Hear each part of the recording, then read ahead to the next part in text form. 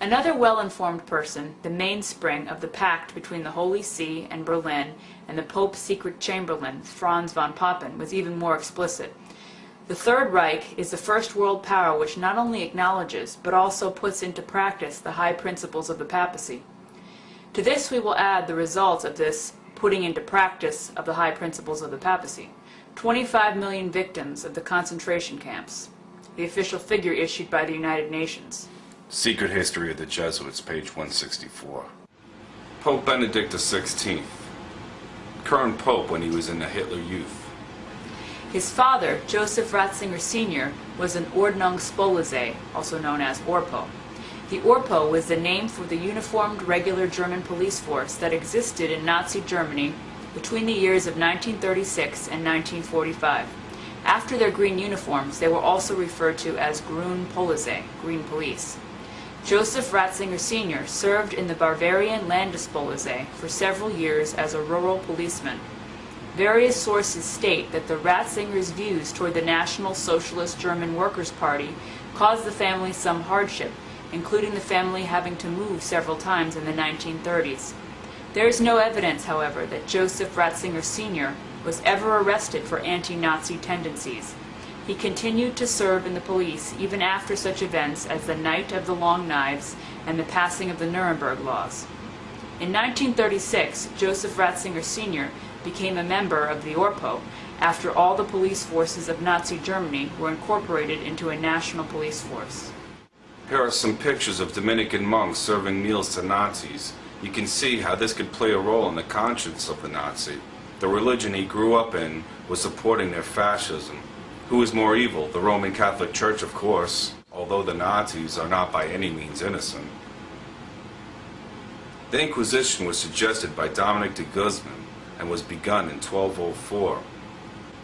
It was hell's masterpiece of kind perfidy, cruelty, and all-around wickedness. It was conducted with the rankest injustice.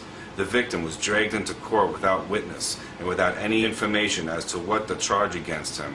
He was not allowed an attorney or the presence of friends, but under the cruelest torture it was demanded that he recant his heresies, oftentimes not knowing what the item in charge of which he was to recant.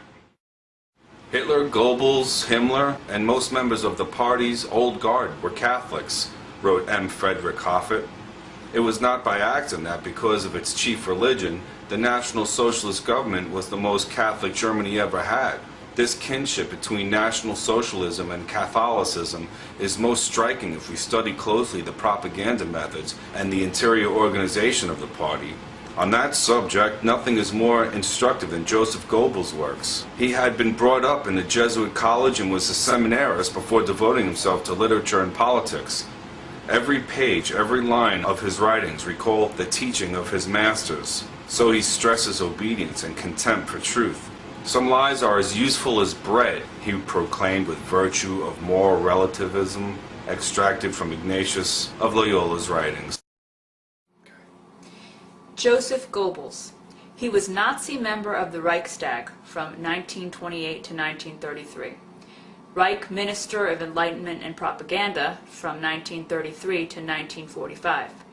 Reich Commissioner for Total Mobilization from 1944 to 1945. On May 1, 1945, he poisoned his 6 children, then shot his wife and killed himself to escape the advancing Allied armies. Joseph Goebbels was born into a strict Catholic working-class family from Ried in the Rhineland on October 29, 1897.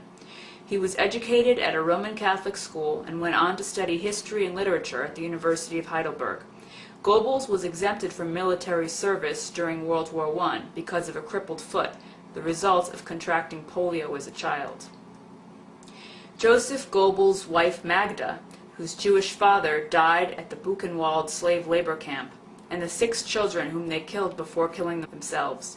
The eldest son in uniform by Magda's previous marriage was in the Luftwaffe and survived the war. Goebbels was so close to fellow Catholic Hitler that he had him serve as first witness at his Catholic marriage.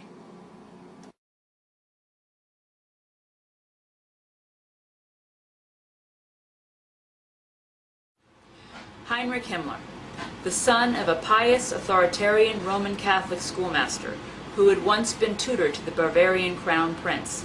His mother, Anna Maria Himmler, maiden name Hader, was also a devout Catholic.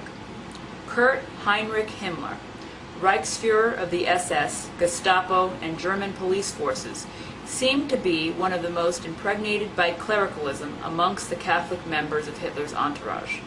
His father had been director of the Catholic school in Munich, then tutor of Prince Ruprecht of Bavaria. His brother, a Benedictine monk, lived at the monastery of Maria Laach, one of the pan-German high places.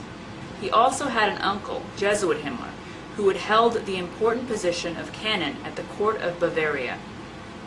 The German author Walter Hagen gives also this discreet information. The Jesuits' general, Count Halk von Ledeczowski, was ready to organize, on the common basis of anti-communism, some collaboration between the German Secret Service and the Jesuit order. As a result, within the SS Central Security Service, an organization was created, and most of its main posts were held by Catholic priests wearing the black uniform of the SS. The Jesuit Father Himmler was one of its superior officers. After the Third Reich's capitulation, the Jesuit Father Himmler was arrested and imprisoned at Nuremberg. His hearing by the International Tribunal would have apparently been most interesting, but Providence was keeping a watchful eye. Heinrich Himmler's uncle never appeared before that court. One morning he was found dead in his cell, and the public never learned the cause of his death. Another highly placed Nazi, Walter Schellenberg, former chief of the German counter-espionage, completed this confidence from the Führer after the war. The SS organization had been constituted by Himmler according to the principles of the Jesuits' order. Their regulations and the spiritual exercises prescribed by Ignatius of Loyola were the model Himmler tried to copy exactly. The Reichsfuhrer SS, Himmler's title as Supreme Chief of the SS, was to be the equivalent of the Jesuits' general, and the whole structure of the direction was a close imitation of the Catholic Church's hierarchical order. A medieval castle near Paderborn in Westphalia, and called Wewelsburg, was restored. It became what could be called an SS monastery.